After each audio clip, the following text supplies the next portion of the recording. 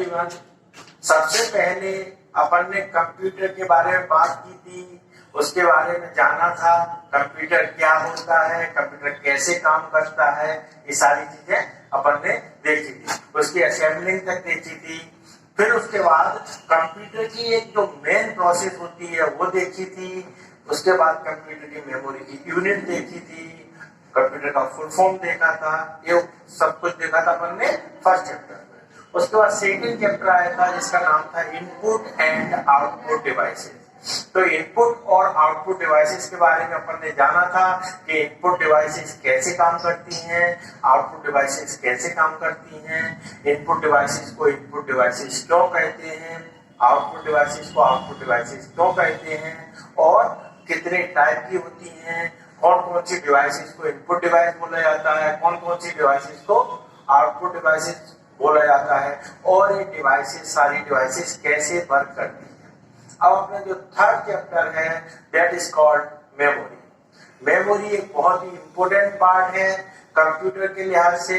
अगर कंप्यूटर में मेमोरी नहीं होगी तो कंप्यूटर का जो कोई भी काम है वो नहीं चलेगा।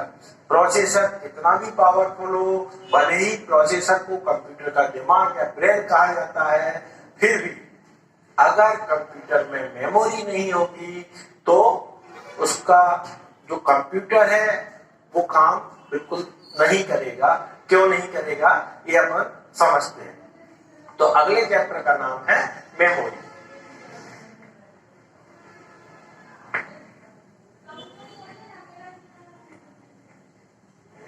Memory and storage devices.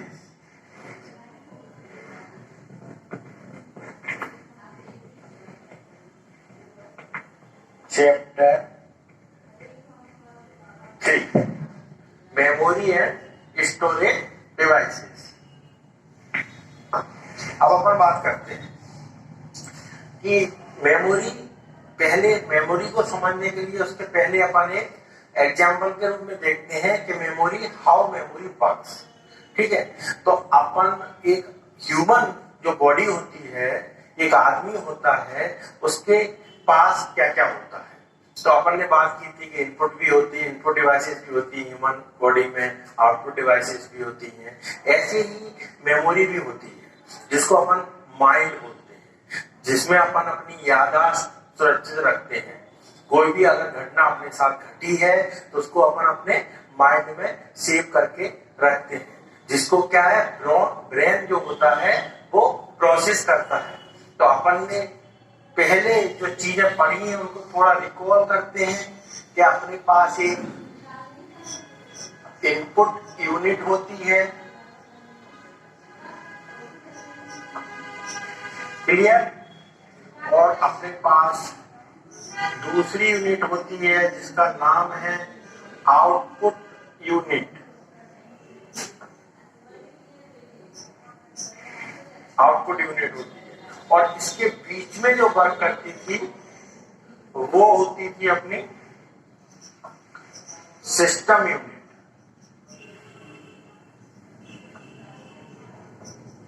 System unit ये अपन ने देखा था।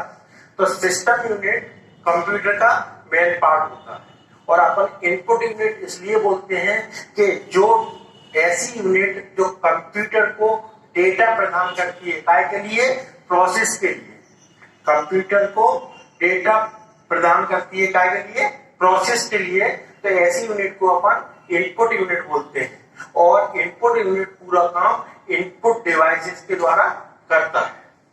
ठीक है, इसके बाद अपन ने एक और बात बोली थी कि ऐसी यूनिट जो कंप्यूटर से डेटा लेती है, यूनिट और device that receives the data और इंफॉर्मेशन फ्रॉम द कंप्यूटर और सिस्टम यूनिट, तो उस यूनिट को बोलते थे अपन आउटपुट यूनिट। और आउटपुट यूनिट जो भी डिस्प्ले करती है, जो भी डेटा यूजर को देती है, वो आउटपुट डिवाइस के माध्यम से देती है यूजर को। ठीक है, यहाँ पे भी यूजर काम करता है और यहाँ पे भी यूजर काम करता है, ये अपन पढ़ चुके हैं। अब जब अपन सिस्टम यूनिट की बात करते हैं तो इसका जो मेन पार्ट होता है वो अपन ने पढ़ा था सीपीयू। और सीपीयू कुछ डेटा को स्टोर करता है, सीपीयू प्रोसेस करता है डेटा, ये अपन ने पढ़ लिया है। अब सीपीयू कुछ डेटा को स्टोर करता है, कुछ डेटा जो उसको स्टोर नहीं करना है उसको इरेज कर देता है।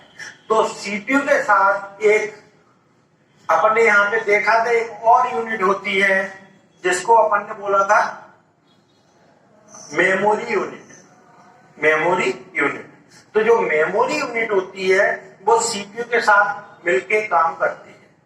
ठीक है, तो जैसे अपने दिमाग में अपना माइंड होता है जो याददाश्त के सहारे अपनी यादों को सुरक्षित रखता है, वैसे ही मेमोरी होती है जो कंप्यूटर के डेटा को, इंफॉर्मेशन को और परिणाम मीन्स रिजल्ट को स्टोर करके रखती है।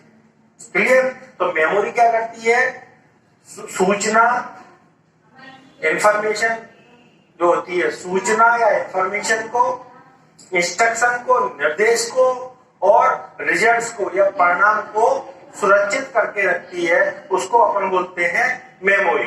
क्लियर? तो अपन ने देखा कि मेमोरी कैसे कार्य कर रही है। अब अपन देख रहे हैं कि अगर मेमोरी को अपन डिफाइन करें, परिभाषित करें तो कैसे करेंगे, ये देखते हैं।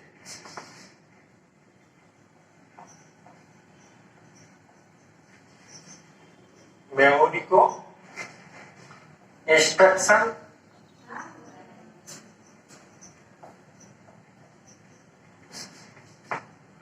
इंफॉर्मेशन,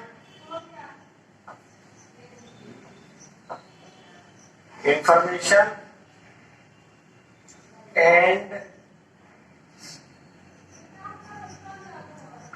रिजल्ट को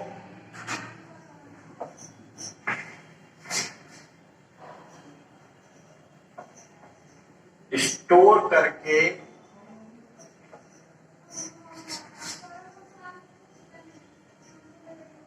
रखना ही मेमोरी कहलाता है। Clear? Instruction, information and result को स्टोर करके रखना ही मेमोरी कहलाता है।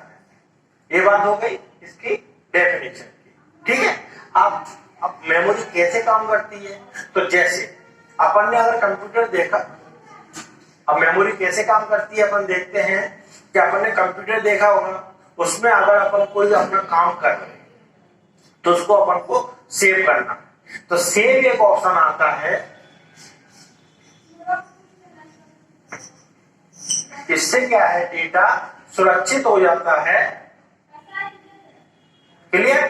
तो सुरक्षित तरीके से किसी पर्टिकुलर डिवाइस में कैद हो जाता है और अपना डेटा जब भी अपन को इस डेटा की नीड होती है उसको अपन वहां से रिट्रीव कर सकते हैं, निकाल सकते हैं और उसका यूज कर सकते हैं।